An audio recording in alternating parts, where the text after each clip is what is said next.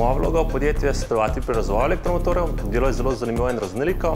Vsega pa vse od razvoja tiskanin, načrtovanja programske opreme, potem pa vse do testiranja elektromotorjev in merjenja karakteristik.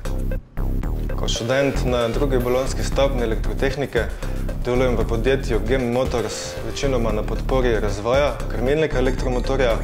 Sodelujem pri testiranju krmilnika in celotnega elektromotornega sklopa in pri njegovi fizični sestavi. Ja, po zaključku srednje elektrošole je bilo logično nadaljevanje študija na FE. Jaz sem bil na začetku malce presenečen nad težavnostjo in pa obsegom snovi, to pa zelo pozitivno presenečen nad kvalitetnimi predavanji in pa znanjem profesorjev. Moji vtisi so prav tako pozitivni, saj sem pridobil veliko znanj, ki jih še vedno nadgrajujem in uporabljam pri svojem delu. Še najbolj so mi pa ostali v spominu projekti v zadnjih letnikih, v katere je potrebno vložiti malo več truda in te res pripravijo na samostojno delo. Pusti svoj odtis v tehnološkem napredku.